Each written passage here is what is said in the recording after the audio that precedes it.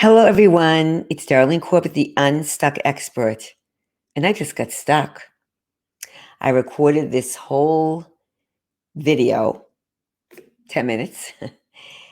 I realized I pressed mute by accident on my microphone. So you see, we get stuck. Now I could say, okay, forget it for today, but I'm not. I said I'm going to do it all over. And maybe it was meant to be so I can make a better video for all of you. And I got myself back up. I brushed myself off. Now, this is a very minor stuckness, but the point is try again until you get it right, correct? Today, which I already said, I'm going to talk again about the imagination. We should not give it a brief discussion. It's important to focus on it. The imagination is a great gift from our Creator, who I believe is God. Some of you may not agree.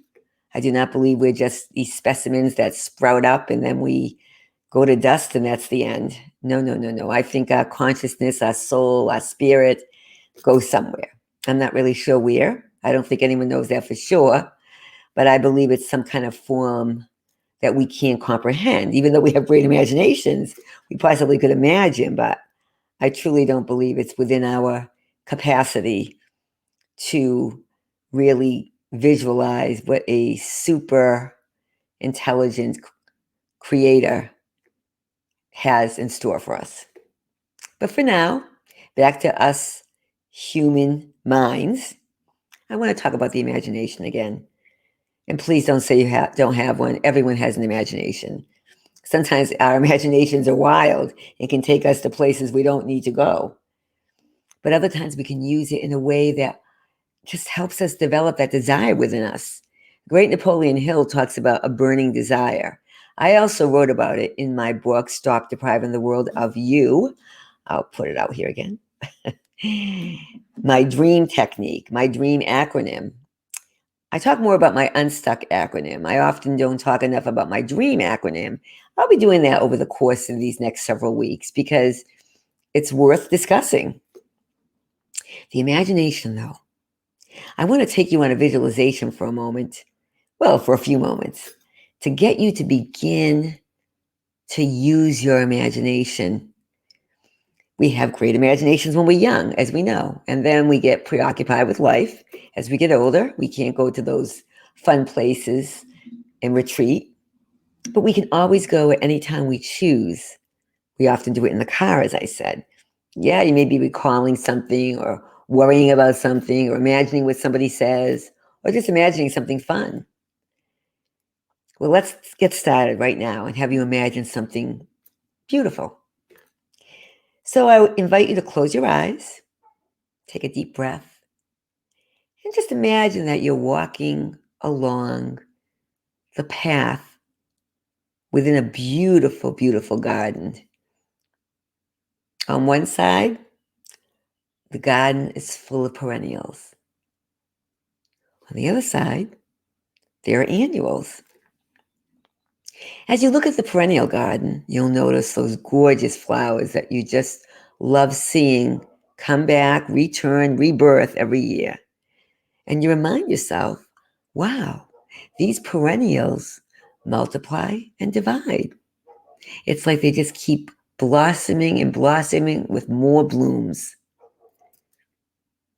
You just notice closely. You might see some butterflies there, hummingbirds. You might also think, as you look at that garden, the perennials that are there, and you look closely and notice some aspects of the flowers you never really paid attention to before. You might also begin to think about what else you might want to plant in that garden, something you'd like to see grow and bloom next year. Just let yourself reflect on that and realize you never really thought about that particular perennial that you wanted in the garden, but now you are. This hadn't come to mind. And now you'll glance over at the garden of annuals. You'll see those beautiful annuals that are there all season long. And you'll look at the petunias and the marigolds, which attract monarch butterflies, as we know, maybe some gardenias. And then you'll think about, wow, you'll notice these beautiful annuals again. They give us pleasure all season long. And you'll say, what's missing? There's something I know that belongs in that garden. And you'll begin to let it just go around in your mind. And you might begin to think about it. And you might not be quite sure. Something might pop into your mind, but it might go out again, but it will pop up again. And whether it does or not, it will come to you soon. And you'll go, yes, I would like to see that in my garden. And now you'll move away from the garden and you'll walk down. And at the end of the gardens, well, it's a garden, right, left, perennial, annual. But at the end is a beautiful, beautiful pond. And the sun is reflecting off of it. There's a bench where you can sit down and reflect on what you just saw in your garden, what you just saw, and what else you'd like to have in there. And now you look out at the pond. It looks so still. Once in a while, you'll see a little bit of water movement because even though there's lots of stillness in the pond for the moment, there's much going on beneath the surface. Lots of activity. Sometimes you notice it, sometimes you don't. But you can imagine all the movement going on beneath.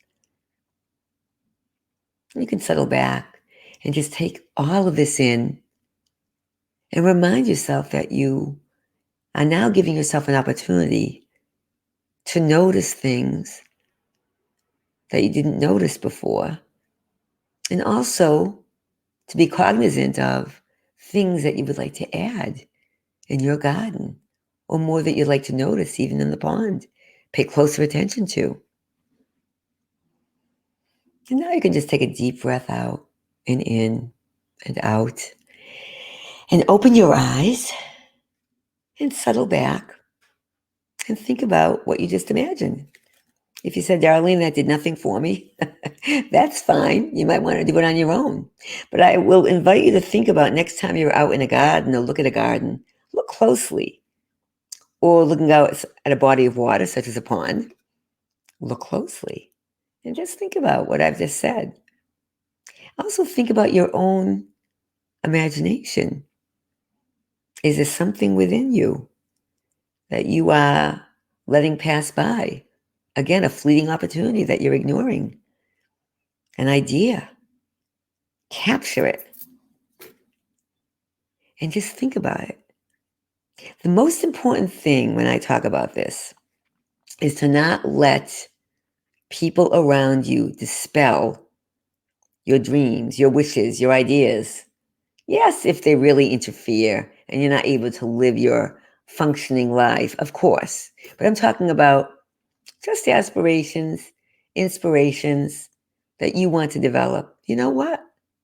You don't have to share it until you're ready. That's all part of your mind. And if you do want to share it, as I've said this before, seek out people that will support you. Remember, the greatest innovators, creators, they were often shunned, laughed at, ignored.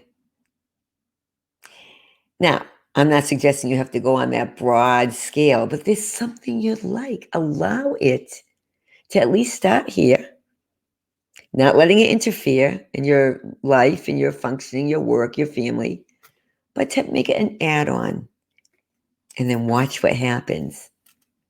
All right, everyone. When the student is ready, the teacher appears. I am humbly a teacher after years of experience, but even more humbly, I remain a student, still learning along with you. Have a wonderful day. Go to your garden and notice what you want to see bloom.